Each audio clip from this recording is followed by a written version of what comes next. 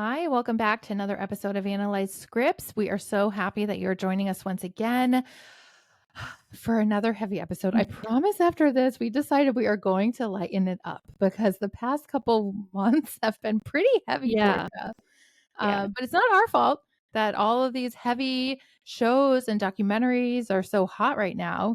But yeah, I think we got to lighten it up after this. Yeah. I think we've just been covering a lot of dark content, either Yeah. us picking something and then all of a sudden, like, right, like the world being captured by a new Hmm. documentary, or Right. fictional documentary coming out. So yeah. It's a Enough. lot. So yeah, we are covering the Netflix series Baby Reindeer today. It just came out. It's getting a lot of press for good reason.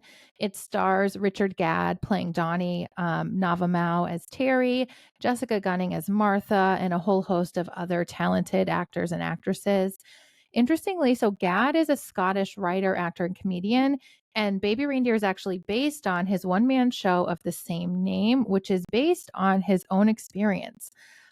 So this is pretty autobiographical. I'm not sure at what parts they took sort of artistic liberties and expanded on his experience or not. But I believe, like, his breakdown at the comedy show, like all that stuff really happened. So that's pretty intense. And again, he had a one man show that premiered at the 2019 Edinburgh Festival Fringe and it won 2 awards. And then he had a 5 week run of this show at the Bush Theatre in London, followed by another run of this show at another London theater that was then cut short due to COVID. So I always find that really interesting when, artists come up with a show or a play or something and it sort of travels around and around and around, and then it seems like sort of the film rights get bought and it turns into something bigger like on Netflix. Right. um And he so I was thought in that, it, I think and he that's was in like it, yeah. He played himself. I mean, yeah, his Mhm. name's changed and everything, but again, I'm like, is there a therapist on set for him Mm. or not? Or like, I'd love to talk to him to see Yeah. like what was that experience like to play yourself. And I mean, it sounds like an immersive form of trauma therapy or traumatizing, Yeah. depending on which way it falls, I right? know. I felt traumatized watching this Especially show. episode 4. Yes. And I know and I there text oh, like I was taken aback with how the episode kind of came all of a sudden, and that was the entirety of the episode. It's his story. It mhm. happens, like it's real, and we sit with this in sessions, but there was something about it, I don't know, and you had said it felt similar. Like it felt so shocking to me. Yeah. I wasn't expecting it. I don't know in other movies if I am, but I felt so icky after like watching it. I was really uncomfortable. I felt really sick. I feel Yeah. it's tragic. I mean, I feel Yeah. empathetic, but I felt really bad after I watched it. As you're saying that, I feel like that probably mirrors what that experience was like for him. I feel like this is on a big scale Yeah. what we call projective identification, where, and again, that's like a really technical word, but basically that's where like people behave or engage with you in a certain way where you start to feel what they're feeling inside that they can't put words to for whatever reason. A lot of times this happens with trauma type stuff. And as you're saying that, I'm like, you're totally right. Like, I had texted you when I started watching this because Mhm. I was hearing a lot about it. People were asking me, are you going to cover it? And I texted you like, hey, I know you're on vacation, but like we should cover Baby Reindeer. And you're like, LOL, great. I'll download it and watch it on the plane. And then like you were in the air and I got to episode 4 and I was like, wait, I don't know. This is a lot. Like maybe we shouldn't cover it. But I think you were like literally unreachable on a Yeah. plane and you'd already seen it. And you're Yeah. like, yeah, it I was a landed lot. and texted you and was like, "I appreciate you texting me. I also wanted to text you, like, but Like beware." warning. But again, like zooming out, like that is what trauma feels like. It takes you by Yes. surprise. It comes out of nowhere. It's really intense and graphic. And in some ways, like all of our collective reaction to episode 4 probably mirrors how awful that felt for him, Mhm. Oh, yeah. right? Yeah. I had no idea. I knew it was about a stalker. I didn't even know by looking at the logo or whatever, like who was the stalker? Was it him? Was it her? And then that was a totally caught me by surprise, but gave so much more rich content and understanding for not only his background, but, her background and gosh, it's really complicated. It was really complicated, and I think that Yeah. feels like the sentiment in society. I think, like, Mhm. just with how people have reacted to him and her and and Mhm. I keep saying documentary, it's not. Right. It's Right, right. I and I know. think that's part of the discourse. Like, this isn't a Mhm. documentary, and yet we have all these real people who people have found, which we'll get to, like, Yeah. that it is real, like, and I think Right. that's where it feels tricky in how we experienced him, the actor, portraying and Mhm. acting out traumatic events that happened to him, Mhm. and I think Right. thinking back to your asking, like, who was on set supporting him, like, If I don't anyone. know, like, if I don't think it's okay to do that, not support it, and I'm not, Yeah. you do you, whatever feels good in your process of processing events, but, like, Yeah. I can't thinking of, patients or even people who have processed their trauma to then act it out, Whew. so that people believe that it's real, right? Like, it's not like, Right. like, I'm not an actor and I'm not trying to make this real, like, it was real in the movie, like, I felt like it Yeah. was real, so to have that depth or level of acting, I don't know what to say about that, like, I Yeah. feel I totally agree. I don't know. Yeah, I totally agree. Like, I'm just thinking like, so spoiler alert, like if you haven't seen it, which you probably have if you're listening to this, but basically, this whole series centers around Donny, who is like what, 20s, someone in their 20s, Yeah. 30s, bartender, basically, who's trying to get his comedy career off the ground. And basically, like he's bartending, he's kind of down on his luck, recently broke up with his girlfriend, but still living with her mom. Like, that's an interesting dynamic. Yeah.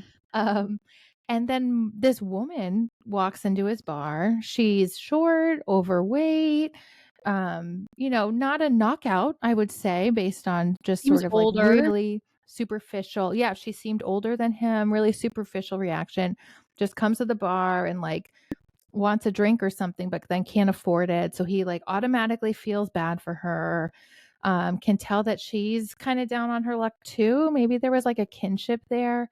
So he kind of spots her and gets her, I think it was tea, right? At Mhm. first. And then she just keeps coming in every day, has a Diet Coke. He doesn't charge her and they start getting to know each other. There's this like banter going back and forth. And then as the series unfolds, Martha starts to stalk him like pretty intensely. And we see all of that. And then we get a really intimate look at his background. And it's like, was that to try to figure out how he found himself in such a vulnerable Mm. spot to be like sort of engaged in this dynamic with her? We also see him dating a trans woman named Terry. And that also sort of took me by surprise, right? Like when they just show he's on the dating website, I think it was called Trans Connect or something.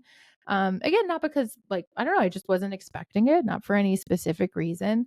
But then as we get to episode 4, where we see this trauma, where basically, again, an older, um, more like highly regarded person in the comedy business takes an interest in him and basically grooms him Yes. Yep. and then starts drugging him pretty intensely and then sexually assaulting him over and over and over, and how he finds himself entangled in that dynamic. And then you start to think like, oh, how's that connected now to his sexual gender identity, who he's dating? Now he's being stalked. Then we meet his parents. There's so much rich psychological content here. And it does remind me, I had posted something on our Instagram, Analyst Scripts Podcast, asking if anyone had specific questions for us. And we actually got a couple. And so one I just wanted to acknowledge, because I think she really hit the nail on the head of what a lot of people are wondering about this show or really wanting to dissect. This comes from Tara Newell, who you might have heard about. She was actually um, the you may have heard, Portia, about that show on Netflix a couple of years back, Dirty John. Mhm. I know I watched it. Connie Britton starred in it. Julia Garner played Tara. She basically was the daughter of a woman who was entangled with this like sociopathic, violent man, John, and ended up killing him in self-defense. And then, this Netflix series came out about Mhm. that. So we are hopefully going to collaborate with her in the near future. But anyway, she sent us a message and was just asking, what do you guys think about his behavior? What do you think about him saying he would hang her curtains? What does that mean? What do you think about, and I'm paraphrasing what she said. What do you think about his relationship with Terry? She was saying, like, is this the case of someone who is psychologically wounded themselves getting sort of entangled in this stalking dynamic, or like what's going on? And there are points in the show, we even see this play out, where it's like, then he kind of stalks Martha a little bit, or like pushes the boundaries with her in a way you would think like you wouldn't engage in if you're in this situation. But I think that just sort of goes to show like none of this is black or white. Right.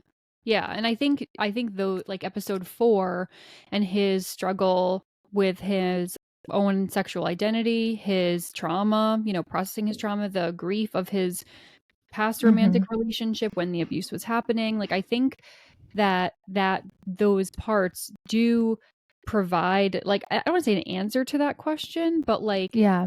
he, in the movie, in the show, like was what I would characterize to be like an unwell person, not by his doing, right? But like experiencing probably PTSD, probably this 100%. who am I in the world? Like, this is so Yes. confusing. Do I like Yeah. these, do I like men? Do I like trans women? Like, do I like women? I don't know. Is this from the abuse? Is this not? Like, he's just in Right. this terribly vulnerable position of trying to figure out who he is. Who he And is. then this person who, like, I feel like, they're like, they're not like a connected thing. It's like, and then he Right. becomes stalked, and then he Right. responds to being stalked. Like, Right. it's so messy. And I It's think, so messy. like, not, I feel like there's, in the literature that we researched, there really isn't a typical stalking experience, which is why it's hard to do the research. It's hard to have treatment protocols for those who stalk, because there's so many different reasons that somebody does that. And I think this, if anything, this show highlights how the behavior of stalking can happen. It's not directly tied to like a mental health disorder, what have you, but it's like these two people who are like struggling, unfortunately, kind of like cross paths, and then all of this stuff happens. Right. Wrong place, wrong time. Yeah. And I think too, this reminds me of our prior episodes where we've talked about PTSD and trauma. I can't remember the exact episodes off the top of my head. I know we talked about it when we were talking about shrinking. Iron Claw with the kick shrink. I mean, Yellow Jackets. We've talked about PTSD a lot so far in our show, but just to jog your memory, the neurobiology of PTSD, what goes on in our brains when any of us encounter a traumatic situation. And I mean, from anything like a fender bender all the way to the most graphic, horrible things like we see depicted in this show. What happens is this very primitive part of our brain, the amygdala, lights up and gets activated. And that basically shuts off our frontal lobes, this part of our brain that we have uniquely as humans. That is what distinguishes us from other like primates, from other animals, like things like that. It's the fact that our frontal lobes are way bigger and more developed and in charge of executive function, which is our decision making, our attention. It's just the parts of us that make us human, basically. That part of our brain gets shut off in a traumatic event, and the amygdala fires to these other parts of our brain that are involved in our fight, flight, freeze, or fawn reaction, right? The 4 F's. So fight, it goes to our motor cortex to get us like out of there or get us to fight for our life. Flight, we run away. Freeze, you kind of play dead. And then Shut fawn is down. when, yeah, exactly. You totally shut down. We see that happen in this show when he's just like really shut down. And then fawn is when you're trying to sort of like appease your abuser. I think we talked about this in You, now that I'm thinking of all the people in the cage trying to like appease Joe to survive. These are all such primitive, quick parts of our brain. All this happens totally outside of our conscious awareness and out of our control. It's incredibly common as victims of sexual assault. Now I'm remembered, we talked about this in our episodes about the morning show too, to freeze, to just sort of freeze, like you physically can't move. This is often when you dissociate. Yes. Some people describe feeling like you're watching yourself from above. You are stuck. It is so terrifying. It is such a violation emotionally, physically, Mhm. you are just frozen. I And think in for the him, moment, it's yeah, protective, and I in the think moment, yes. that's why, and there's shame about it, right? But it's like in the moment, your brain is like shutting down to keep you safe. And then, right, PTSD symptoms, we don't diagnose typically a Yes. month after. Um, that's when it's like, okay, we're freezing or we're dissociating when we're not in that unsafe Yeah. place anymore. Well, and specifically with sexual assault, the thing I find can lead to so much shame in so Mhm. many patients is that even if consciously your brain is dissociating, freezing, shutting down, biologically, Yeah, your sexual organs react. Okay. So, like when you are touched inappropriately or things are happening to you, you also can't turn off the correct. biological reaction that will come from that. This leads to so much confusion, shame, embarrassment about like, well, like, why did I like, why did I have this biological reaction? Like, why did I ejaculate if I wasn't like into this? It's because you can't help it. That is another very primitive part of your Mhm. body Yes. and your physical being that physiologically happens whether you want it to or not when you're in a situation like that. Mhm. And I have seen this lead to so much confusion and shame, especially about like your sexual or gender identity.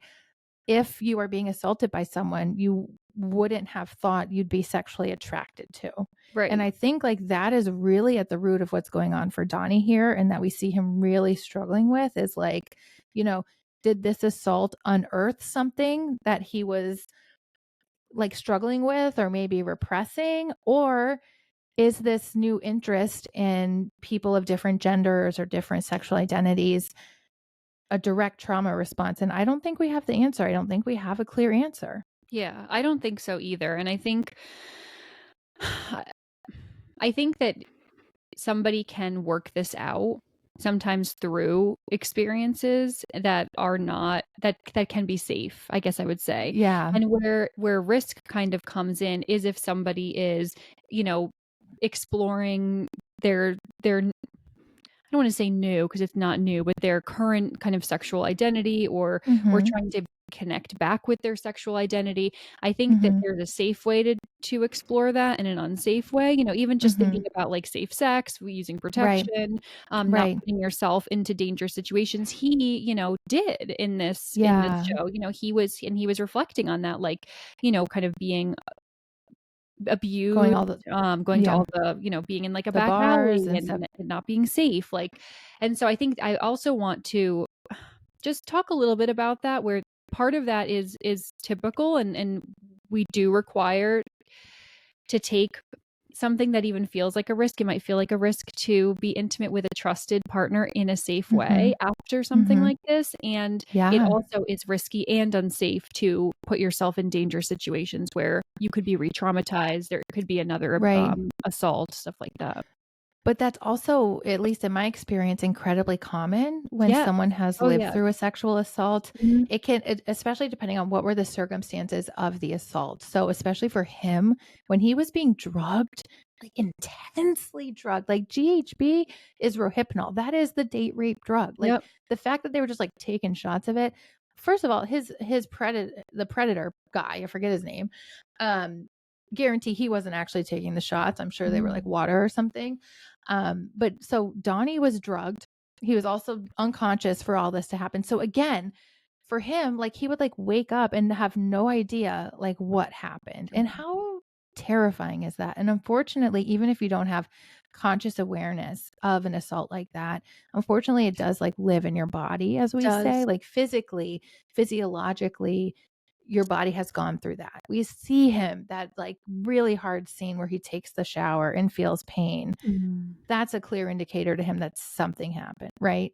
And unfortunately, I think some people, when you're in the throes of trauma, unconsciously, you might find yourself in these relationships that are almost like mirroring exactly what you went Mhm. through, for this like unconscious drive to master it, as we say, or like um you sort of like replay the trauma with other people in your life in a similar way, like Mhm. going to the clubs and doing all these drugs and then having promiscuous sex, almost as a way to see, like, okay, can I be in charge now? Can I be in control now? Does this still hurt me or does it not?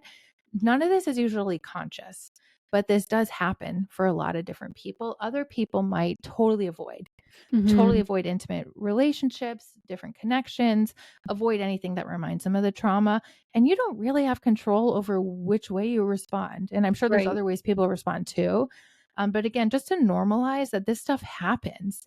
And again, is why like good quality therapy is so important and so needed, because you can inadvertently put yourself in more situations that are dangerous and potentially just add on to the trauma Right. you've already experienced to begin with. Mhm.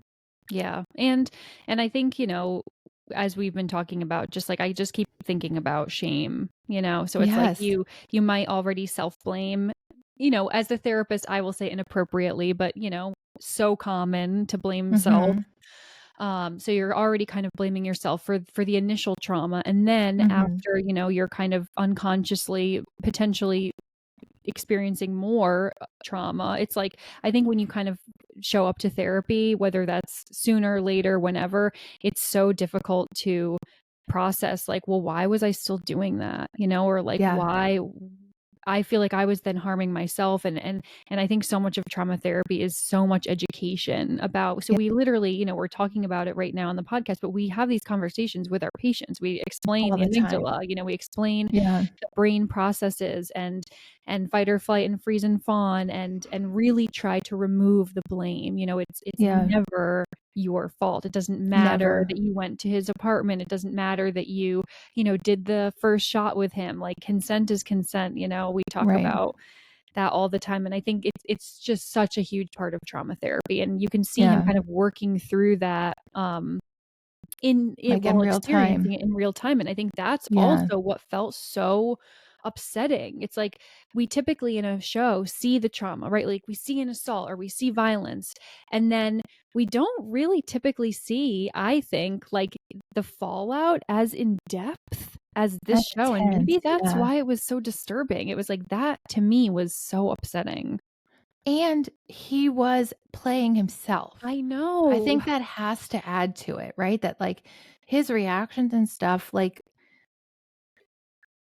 he's playing I himself, know. I know. like holy moly. This feels And kind of like the new territory, for us on this show. It's like, yeah. even with a lot of the kind of like truer stories that are depicted fictionally that we've covered, or like some of the reality stuff we've talked about, like, Mhm. this feels new. Like, this feels like I Mhm. don't quite know how to talk about it. Like, Yeah. I don't know. I don't know what to say, really. And I'll Yeah. say more, but like, I don't, I just think it's interesting. I hope he's okay. Yeah. I think it's really tough because I think also like starting with the relationship that he got into with the older gentleman who, again, totally groomed him. We talked about grooming in depth in our episodes about Quiet on Set. Um, that's, again, just very typical grooming pattern we see depicted here. But before that, we don't get a lot of backstory about him having other abuse or neglect in his childhood. We see him with his parents. It seems like they have a good relationship. Um, I want to hear your thoughts about at the end when he finally shared it with them about his dad's reaction to sharing that he was also sexually assaulted. What did you think of that whole scene? Um, I think it's really brave to share a very vulnerable piece of information with anyone. I think it can Mhm. feel more vulnerable to share information with people who you're closer to. I think that's part Yeah. of the therapeutic process, is like, I'm not in your life. That's why ideally it's easier. But Mhm. then maybe, so I know sometimes people, kind of going on a tangent, but people will say like, how can I can talk about it in AA, totally Mhm. freely, or it's not as triggering, Mhm. like, oh, I can't tell my sister ever, or my parents. So I think Yeah. just acknowledging how hard that is. Yeah. I think also, like, sad for the dad to have experienced that too, but wow, what a special, unfortunate moment to be able to connect with someone and share vulnerability. They say, you know, we can be the most intimate with people when we're vulnerable, you know, Yeah. and we go deep and really show up in a way that's uncomfortable or scary. So, I mean, that doesn't always happen, right? Like the person you're sharing a trauma with might often not have gone through it the way that Right. you have. But I don't know. I think that was almost unexpected and like, I, It was, and I had mixed feelings about it. mm, So I agree with everything you said. I had that half of my brain also feel like this was very brave. It was perhaps exactly what he needed to hear, you know, by asking his parents, like, do you see me as less of a man? I think, especially for men who are sexually assaulted, that can really affect their sense of themselves as a right. man or their masculinity. We see that play out in this show so intensely.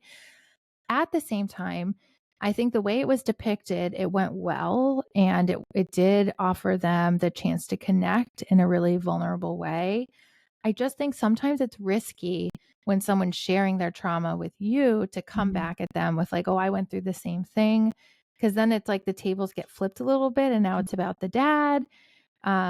It didn't really happen that way in this show, but it could go that way, right? Where it might Mhm. actually shut Donnie down. He might feel like, "Ooh, well, what I went through is not as bad as what you went through," or like, then he could reflect and think like, "Well, my dad seemed to be fine his whole life, so what's wrong with me that Mhm. I'm not fine?" It's so delicate and It tricky. is so delicate. So I kind of have mixed feelings about it. Mm. Like I totally agree with what you're saying. I also like when I was watching, I was like, "Oh, I hope this goes okay." Mm. Yeah. You Yeah. know, but again, I think in the end it did help normalize it. Not normalize it. Like this isn't a normal experience to go through, but it helped him feel less alone, I guess. And Mhm. I think like all people who go through whatever the trauma is, it's helpful when you realize or understand that unfortunately that you're not the only person this has happened to, whether it's Right. an assault like this or being raised by like a narcissistic parent or whatever it is. Yeah.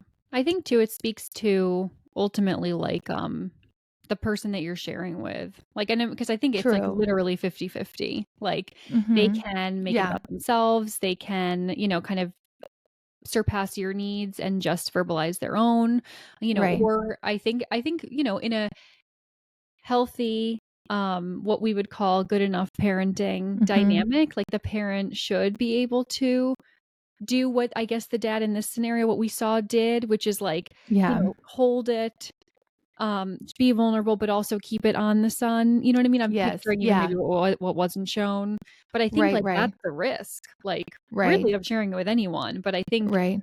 with someone who's so close to you, it's like Right. you're really going for a need to be met. I don't know. Yeah, Yeah, I I know feel what like you he mean. did, at least in the way it's depicted in the show, he did a good job of, like, kinda realizing, like, his son maybe needed to hear that, Mhm. and he was able to share it without then making it all about himself or Yeah. putting that trauma, that grief onto his son as another thing for him to bear. Mhm. Just kinda saying, like, you know, "This happened to me too, but it's not your job, son, to take care of me. And it Right. doesn't minimize what you're going through now, but just so you know, I intimately get some of the things Mhm. you're going through and I'm here Right. for you." Yeah. Yeah. I thought that was really beautiful. But so I think like with Donnie, fascinating character, even more Mhm. fascinating that he was played by himself, you know? And then like, I mean, what did you think about his relationship with Terry? Um, I think at I guess I would say at worst for Terry, I feel like this happens a lot, I guess in like the LGBTQ community with dating and like people kind of if you are out comfortable with yourself, I know there's a lot of trying to make, like, sure your partner is kind of on the same level. Like, I know that Yeah, there's yeah, yeah. challenges when you are super comfortable in yourself and your sexuality, and then someone is kind of, like, newer to that. Newer to Maybe it. Yeah, haven't shared with 100%. people, haven't come out yet, what have you. Mhm. And so I Mhm. think we saw that kind of, like, problem, what and the bad things that can happen from that depicted in this Mhm. show, where it's like, Yeah. it felt like at times that I don't think it was, malicious by Donnie, but I think that Terry unfortunately bore the brunt of Donnie's process, of like him Yeah. processing his drama or him trying to figure out his sexuality, him dealing with Martha. I mean, also this Mhm. can happen in a heteronormative Right. relationship too. If someone's like unwell Mhm. and in the throes of a trauma reaction and trauma response and not doing well, and that impacts like a partner who's okay. So I think like that can happen Mhm. kind of at any time, but this is very specific to this community. I didn't Yeah. appreciate, him not kind of sticking up for her when Martha like came in and Oh. harassed and attacked her. I thought it was funny how her friends went with her to the comedy show to like not let her take care of, kind of go back to Donnie. It seems like maybe that's a pattern of hers. Hmm. So I don't know. I think that she unfortunately though, like was kind of used, maybe not with intent. We'll never know truly, but it didn't feel Yeah. like it was malicious. It just felt like it was what's the word I'm looking for? Like it wasn't thoughtful. It was not Yeah. thoughtful though. Unintentional. Yeah. And it's again, it's like that does bring up the difference between like your intent and your impact. And sometimes it Mhm. doesn't matter what your Right. intent is when your impact is negative. But what I thought was so fascinating here is I felt like Terry was such a good connection for Donnie. Like that could have been a really healthy, Mhm. loving, supportive relationship.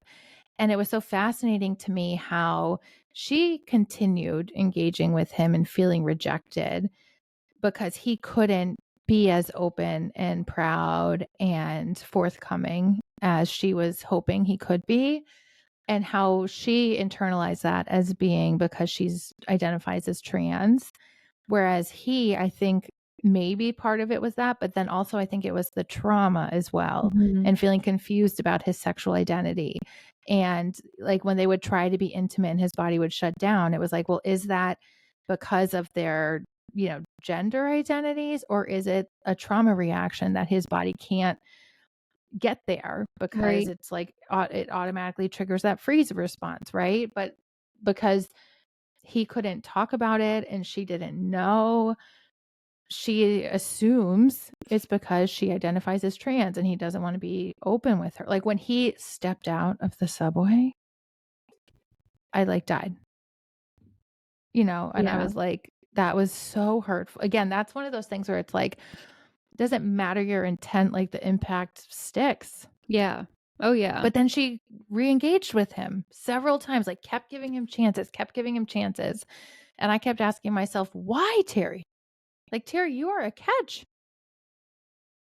Like anyone would be lucky to be in a I relationship with know, I think her. that's, like, her own stuff, Yeah. I mean, obviously, I guess, but, like, I thought it was interesting it's like him kind of playing out his trauma, current and past, because like, stalking is Mhm. traumatizing, 100%. when he goes to Martha and they Mhm. have sex, right? And then he goes back with Terry and has sex and, like, then can? Do Did you he feel really like have sex with her or was that a fantasy? oh, I thought it was a fantasy. really? Yeah. I thought he was thinking about Martha as he was having sex with Terry. Like that's where his mind had to go to have sex with Terry. For That's some what I reason, I thought thought. it was real, and then he could have sex with Terry, but maybe I mean, I have no idea. I think If you're regardless listening, though, let us know like what it your we're interpretation kind was. of getting at the same thing though. It's like Yeah. I'm wondering if it was because like him needing to be in this power position, him needing to kind of like what he was doing in the past with partners, like in order to then feel in control with Terry. Like Mhm. I think regardless, like that, whether or not it was real, I Regardless guess. of Yeah. which way, yeah, regardless of which way it happened, he's kind of dissociating in order to have sex, Mhm. which is mimicking the traumatic, Right. the initial sexual Right. trauma, which was then sort of recreated in all those other situations as he's trying to work through it Mhm. in like this unconscious way. And yeah, that's what we're seeing, like that he still maybe can't perform without being a bit dissociated. And sadly, I think that that can be a PTSD symptom, Mhm. Oh, yeah. No, for you know? sure. Um, yeah. So So getting to Martha, Martha. whew, we got a lot to say about her. and about stalking in general. Interestingly, like as we're talking, Portia, I'm realizing I spent like all this time creating this outline with like intellectual facts about stalking, and I think that mirrors my own need to intellectualize Mm, this show because it was so intense and emotional, and it was like it's hard to talk about this yeah, stuff, you know. it But is. so tell me your thoughts about Martha as portrayed by Jessica Gunning, the actress. So I thought she did a great job, great, Whew. acting. I think it seems like they got it too close or too right because All the internet internet sleuths sleuths, found the real Martha. or so who like so they think. I mean, has she like has so her name's Fiona Harvey, right? Yes. Has she confirmed or denied? Has Richard Gadd confirmed or So I denied? believe Richard Gadd has kind of taken us. I think he was, and this is where this show is very fascinating to me. I think he Mhm. like did not expect internet sleuths to find these people. Oh I my think god, that right? maybe he didn't even expect this to blow up the way it did, but Yeah. I think he has kind of now taken I'm not going to talk about this ever again. Like anything I say about Oh this to no. like kind of confirm, deny, talk is like only kind of feeding fire to gasoline. Um, Yeah. at And in least, that way, like we've talked about before, some of these shows or documentaries can like just add to the trauma, like add yeah, to the intrusive feelings, the violating right, feelings, like in a way that like maybe it's not so great. right.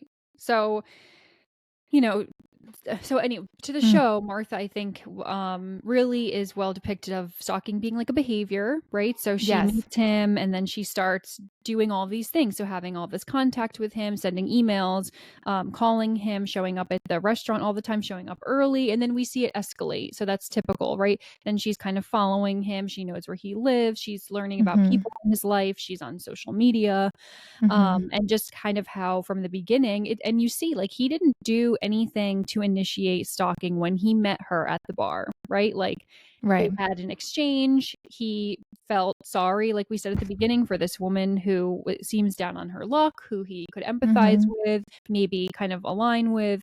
And then like she keeps coming back, like it could have ended there, like, oh, that was so nice, I got a free cup of tea, like how lovely. Yeah.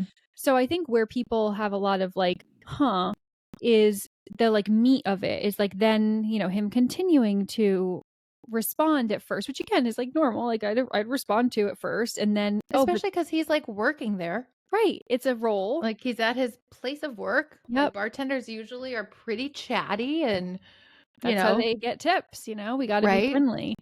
So Yeah. I think some of the questions came from like, okay, then some of the things that he said, whether in jest or not, like she did not take that way, or, then him like kind of following her out of curiosity to her house. Like, but then Yeah. her seeing him. So I think like there is a little bit of messiness in it, but like Yeah. I think still from the beginning, like she was having inappropriate and excessive contact with him that was unwanted.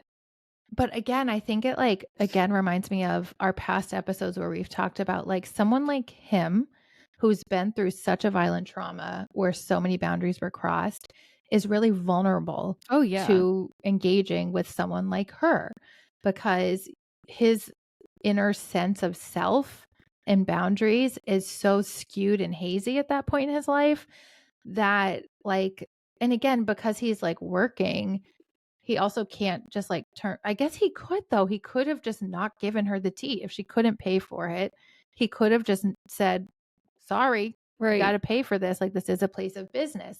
So again, there probably are bartenders out there who would do that or other people. And Hmm. those like Martha's not going to keep coming back, Yeah. right? Because like nothing would have happened.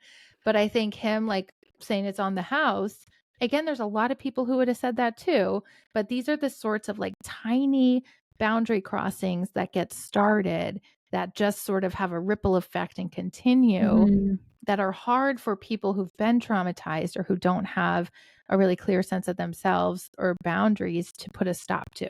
Like it's Yeah. always harder to back out after the fact than to back out right away.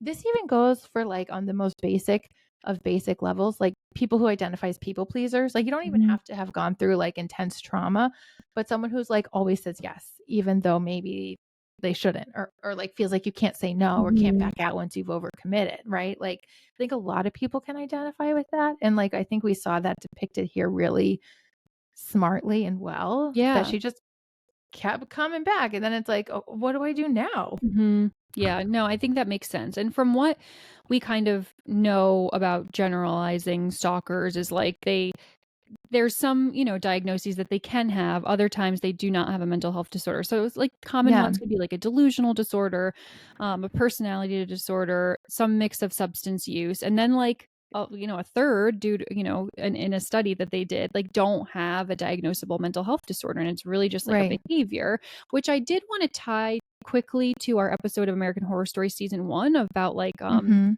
mass shooters, Mhm. kind of the same lens of like you can just have like a bad worldview or have, Yeah. feel like wronged or feel like, I'm not going to let this person get away with it. That doesn't necessarily have to co-occur with like, oh, they were depressed or they, Right.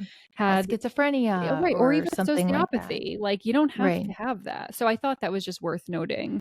Was did Right. you see what did you see any of that with Martha? Did you find a delusional disorder, potentially personality in what we I got? feel like once we got Martha's history, that this wasn't the first time this had happened. I got like an erotomanic delusional Mhm. flare from Mhm. her, knowing that she'd already been arrested several times for stalking that became violent. She lost her job because of it, and now it's happening again. It reminded me a lot of Joe Goldberg, Yeah. um, where it's just like there's this one surface level interaction where it's like, okay, now my sights are set on you. Um, where like he was just giving her some free tea and then free Diet Cokes, and he wasn't like attracted to her Right. or, romantically interested in her, but he was showing her attention in a way that it seems like she wasn't getting out anywhere else. And I think that also reflected back on him. He was getting attention from her. It didn't seem like he was getting anywhere else, Mhm. in a way where he felt sort of like, you know, he had a lot of her attention. Right, and on the surface, like, He "Oh, that's nice." Like, "Oh, this person thinks I'm great." Like, "Okay, cool." right. And there's that like power imbalance where like, he might be more stereotypically attractive, maybe compared to Martha. And maybe that made him feel Mhm. manly at a time when he was feeling really insecure about his sense of self or his masculinity. Even his career wasn't really going places, but she would laugh at him, right? Like he wanted to be a Yep. comic, like all that stuff. We saw the dynamics with his buddies who owned the bar and also often left him feeling less than. So I think there Mhm. was something that he was getting from her, even if it wasn't clearly romantic, that kept him like Right. engaging. Again, that doesn't mean he deserved to then get stalked like this. Right. But I think that sort of plays into why this happened with these Mhm. two people. But I think for Martha, at least the way she's depicted here, I mean, it certainly seems like she has some hoarding tendencies Yeah. based on what we see in her Yeah. apartment. She seems to have a delusional disorder, like an erotomanic delusion. And we know those are really hard to treat. Mhm. And oftentimes, the only type of treatment comes from being engaged in the criminal justice system and knowing you're going to face consequences. Oftentimes, like that is the thing that keeps your behavior in check, not so much medications like Right. antipsychotics and things like that. But I think to your point, Portia, the study that you found, which I think is really important to keep hammering home, is that many times people don't have a diagnosable mental health condition. Mhm. And this is a behavior, especially I would imagine when it's more in the domestic violence realm. I would imagine it could be more Mhm. like that. Yeah, and the study did go on to say the impact of like a substance use disorder Hmm. co-occurring with any of this does escalate to much higher rates of violence out of Yeah, that makes sense. stalking. That makes Um, sense. and I think too, interestingly and treating, this one article that I saw talked a lot about in some cases like really just trying to kind of like redirect behavior or like Hmm. time about what you're thinking about. And even thinking of Martha, it seems like, she doesn't really have anything. She doesn't have a job, she doesn't have Yeah. like Anything friends. else to focus on? So when she kind of gets this like obsession, so to speak, that's Hmm. everything. It's like her whole Right. world, her whole life. And so then it's so easy, of course, for her to be obsessed and to spend Yeah. all of her time contacting and really trying to, again, besides treatment, maybe in medication form, criminal justice form, etc., but like trying to enrich the lives of people who do stalk to like have some other things. I think there's a Something little else to bit of a focus on. line where it's been like really violent and you're like dangerous. And when that line hasn't crossed and there hasn't been violence, as being a little bit easier to kind of redirect. But I think that just speaks to how vast stalking is and what it looks like Yeah. and what it means. Yeah. Oh, a Mhm. ton. Totally. And so just to make sure we're all on the same page, I was like, how is stalking defined? Because it always seems like it's so hard to get any sort of help when you are being stalked. And I would imagine, I don't have any data to back this up. I'd imagine, especially if you're a man being stalked by a woman, I would think we just have these like biases and Yes. assumptions that people, and we kind of see this in the show, they're not Mhm. as sympathetic as if it's a woman being stalked by a man, right? And so the definition of stalking is a course of conduct directed at a specific person that involves repeated, which they only mean two or more occasions. So you just need two occasions of visual or physical proximity, non consensual communication, or verbal, written, or implied threats, or a combination thereof that would cause a reasonable person fear. So, again, that's like a legalistic kind of vague definition, but basically it's like two or more instances of someone showing up or being around you or making threats or communicating when you don't want it. So that's like, I feel like a lot of things could be classified as stalking, right? But even that, it's like you still can't do much until the threat of violence arises. Mhm. But as we see here, when you're being inundated with like hundreds of messages a day, how do you like, you have to like catalog it yourself. Yeah. Um, and again, so stalking behaviors can include, persistent patterns of leaving or sending the victim unwanted items or presents that could range from seemingly romantic to bizarre, following or laying in wait for the victim, damaging or threatening to damage the victim's property, defaming the victim's character, or harassing the victim via the internet by posting personal information or spreading rumors. We saw Martha do like all of that. Yes. But again, it's like she started doing a lot of this right away, the like unwanted communication, but it wasn't like threatening enough, I guess, for him to disengage or to pursue any kind of justice. And then, Mhm. like, once she did escalate to violence toward other people, it was still hard for him to go to the police and things like that. And a lot of people, which I think was accurate, were kind of questioning, well, why didn't you go earlier? Or like, well, why Right. didn't you report this? And I think, we could speculate a multitude of reasons. I think one of them being trauma, which we can always come Yeah. back to. Another one being absolutely the fact that he's a man and she's a woman stalker. I think we saw that played out in real life. I Yeah. do believe that if the roles were reversed gender wise, I do not think that Piers Morgan would have had Fiona Harvey on if she was a If man. she was a man. Yeah. I think Right.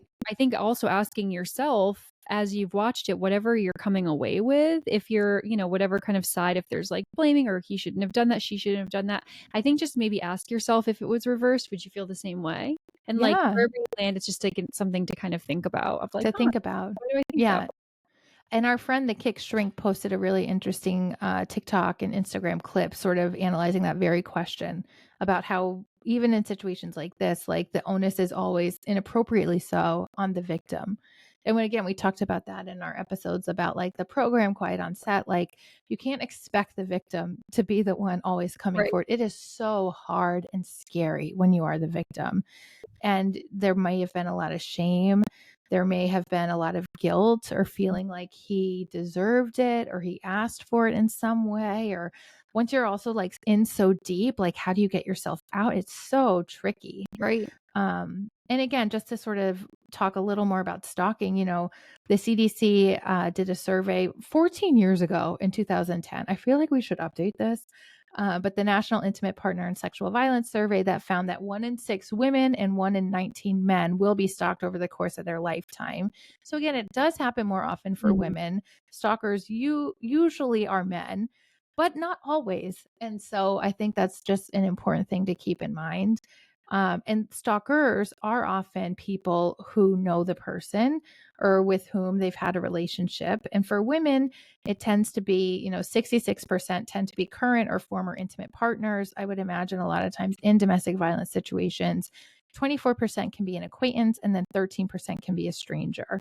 Um, and we'll link to some really helpful resources in our show notes about like, what do you do if you find yourself in this situation? What are some resources you can go to? There is a place called Spark, Stalking Prevention Awareness and Resource Center, that I think just outlines a lot of like helpful tips.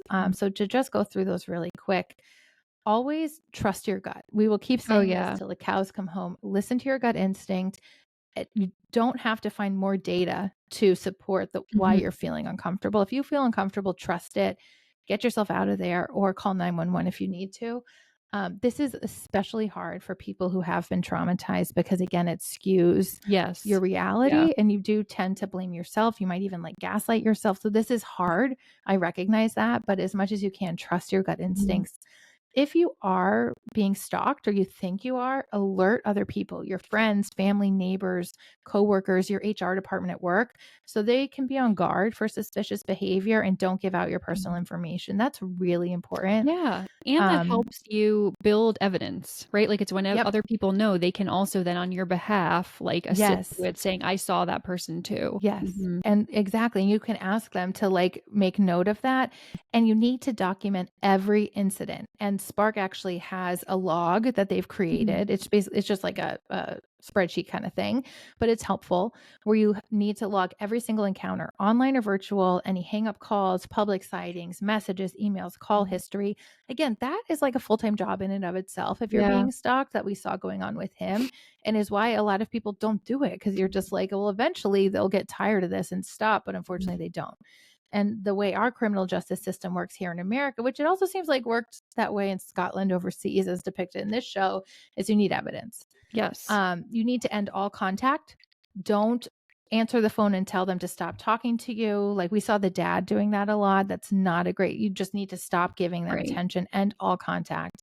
And that's where it Um, gets tricky in the show, and I think that's yes. where there's been the discourse about, like, well, he didn't, or, like, you know, he said things or did things or alluded to things that made her, continue. And I think that's why this one specific tip I think is so important, is because Mhm. unfortunately you really have to prove beyond a reasonable doubt, to use Yeah. kind of jargon, which is not fair to the victim in the therapy room. You don't Right. need to do that. You don't need to Right. prove You don't to have to us prove. that. Right. But in the legal system, you do. So I think really making it black and white Mhm. is unfortunately what you have to do. And, but I would say that's a big difference between therapy and the legal system, is Yeah, that and I we are also not think, asking for like, that. right, we're actually kind of trying to hopefully teach you that you don't have to do Exactly. that. That we believe you and you Right. can learn to believe yourself and trust your gut. I do think, like, who amongst us, if you felt like the police weren't taking action to Mm. protect you appropriately, you start to feel like you have to take it into your own Yeah. hands. Yes. So, like, yeah, again, like it's so easy to try to paint this as a black or white situation from the outside, but when you're really in it and you're trying to go up against Oh, the yeah. criminal justice system, it's really hard. And you might think like it'll be quicker if I try to like catch her in the act, but then she is manipulative and knows what's going on and then records that conversation. So that part of it, of the show, right? Like where he tries Mhm. to engage with her to get her to say something that he could use to get a protective order, and she records it, tells me she has some insight. She has enough insight into what's going on that actually maybe she doesn't have an erotomanic delusional disorder. Maybe it is more in this sociopathic personality realm, Mm. right? Like, I That's a don't good point, know. I think, to point out. I'm gonna say point again. I think that that's excellent, because I think you're right. I think, and with a delusion, like, it is so much harder to treat, because like, that's just the belief system. There's not Right. really a It's way all to what we kind of say point it out. egosyntonic. Exactly. Yeah. So with that, I think, like, that does give you, as us shrinks say, a little bit of a sniff of, like, kind of a Hmm. personality thing going on. Yeah, Yeah. that feels manipulative. It feels manipulative. It feels like you know what's going Yeah. on. And again, we don't know if that actually happened or if that was part of the artistic license, but that feels like you know what's going on and you're like one step ahead. Mhm. And again, whether it's more in the narcissistic realm, like I could see a lot of narcissistic traits in Martha in terms of feeling so entitled to access to Yeah. him. Again, maybe having this inner vulnerability where she has to be all good. Other people like Terry are all bad, or Mhm. Keely, things like that. Like coming to the mom's house for the cooking class, like holy moly. Yeah. And then being Um, though too, I think like if you are more delusional, I feel like you almost sometimes can trip yourself up more. Like and yeah, because it's not intentional, because like you just have right, this belief, like, oh my gosh, they love right. me. So like you tell people when she went to the mom's house that like she was able to like hide the who she Yes, was to him. And that yes, again doesn't yes. feel as incongruent with like a delusional disorder as with Exactly. narcissism That or feels more sociopathy. like classic NPD, ASPD, narcissistic or Mhm. antisocial personality disorders, and how stalking is so often, much like domestic violence, tied to control and Yes. power rather than romance or intimate connection. Like Mhm. that's what it's about. Sex might be part of it, but it's in like as a conduit for exerting control, Yeah. not like for the act itself. Mhm. So getting back to some of the things you can do if you find yourself in this situation, again, end all contact, take threats seriously, whether they're threats against you or whether the other person is threatening self-harm or suicide as a manipulation tactic to keep you engaged. I was surprised Martha didn't do that, I have to say. Mhm. Um, Connect with an advocate, whether it's a domestic violence or sexual assault agency, police departments, district attorneys' offices.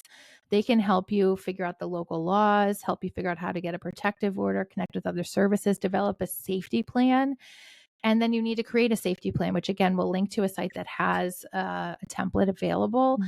And if you have children, this part made me really sad, but it's really important. You have to talk to them in an age appropriate way. And you might need some help from a professional to do this Yeah. about what to do, where to hide, and how to call the police or a trusted person. Because unfortunately, like we saw Martha target his parents, she very well would have targeted his children if he'd Mhm. had them, I think. Um, and then just last thing I wanted to mention, because I thought this was really interesting and we'll also link to this. Spark also had ideas for how therapists can better assess for this, which I'm going to take to heart. Mhm. Um, and they say, you have to ask further questions to focus on, does the patient feel scared for their safety or the safety of other people? Ask if they've changed their life or their comings and goings because of this fear, like installing locks or cameras, moving, changing jobs, altering their schedule or their route of transportation or their routine, and what they are most afraid of happening. I thought those were excellent questions. Yeah, they're specific, which I think Very which are specific. always what you wanna be doing for anything kind of like this. It's like I Right. think sometimes we can be too general or zoomed out, but Yeah. I think Yeah. getting in there with really specific questions is Yeah. ultimately gonna help. And I think by Mhm. asking those types of questions, you're getting more information. And then you can also mirror it back to your patient and Mhm. validate, like, wow, no wonder you feel so scared. Look at all the ways you've changed your Right. life. Like, that speaks to how problematic this is. And I think that will help them validate it for Mhm. themselves. And then they also said, keep in mind SLIL. So think about surveillance, life invasion, interference, and intimidation. Mhm. So surveillance, like someone watching you and gathering information, life invasion, showing up unwanted. That can be online or in Yep. person. Interference, sabotaging you, attacking you, whether again online or in person, your reputation or your physical safety, your finances, your place of employment, and intimidation, threats, blackmail, and threats that they would hurt themselves as a manipulation tactic. So I know I sped through that really quick as we're wrapping up. I just thought it was really important. And I know I'm going to sort of adopt that now in my clinical Yeah. practice. Yeah. It's good information. And I think Whew. that can also apply in some ways to like, if a friend of yours or a family member of yours is telling you that they believe they're being stalked, you can access resources as Mm-hmm. well to help ask, more follow-up questions to Mm-hmm. assist in connecting because I think, a bigger theme of today is trauma. And, Yeah. the people when they're traumatized are not going to be using their prefrontal cortex and Right. thinking their best way of planning and examining evidence and analyzing things. Right. We're just Right. kind of flying off the handle with our amygdala firing. And so it's really helpful if you have supports in your life that can ground you, that can Mm-hmm. assist in doing some of the, Yes. the more triggering The work. legwork. Mhm. Yeah. And you're so right, Portia. Like, just believe people when they tell you they're being hurt or traumatized. Like, believe them without needing evidence, like get the evidence to not believe them later. Like just believe them Mhm. and help them. And you can, if you're in a situation like this, like stalking leads to such high rates of mental health issues like depression, panic attacks, PTSD, nightmares.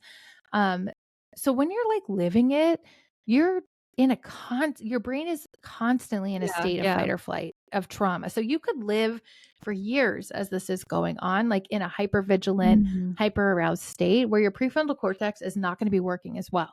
Like you could live in that state for a Yeah. long time. It takes a big toll. So the more that we can do to help people like this, the better, I Mm. think. Yeah. Well, anything else to wrap up, Portia? I think just final thoughts. It's an interesting way to depict we don't know what was fictional, what was embellished, and what was kind of Mm-hmm. part of the drama. I think we're kind of seeing this play out in media Mm-hmm. with real people and real Mm-hmm. impact. And I think that's just worth noting that anytime, people are depicting something that really happened, I'm thinking of like Dirty John is like is what Mm-hmm. happens to the real people and what's the Yeah. fallout and is it worth it and how can we heal through this? And I think I have a big question mark. Like I don't know Yeah. with this movie and I don't need to know. It's not my business, but I think just, Yeah. you know, it's an I hope he's interesting way to okay. do it. I hope he's okay. I hope everyone's okay and can get I even hope treatment. Fiona's okay with all of Mhm. this going on. Like, you know, you can have empathy for people who do bad things. Yeah. Sometimes, though, if you have too much, that's where it gets tricky, I Yeah. guess. Yeah. All right. Well, thanks for listening. And we Mhm. promise we're going to lighten it up for the next Yeah. couple of weeks. We So need we'll it. catch you next Monday. And please rate, review, subscribe, and follow us everywhere at Analyze Scripts Podcast. Thank you. Thanks. Bye.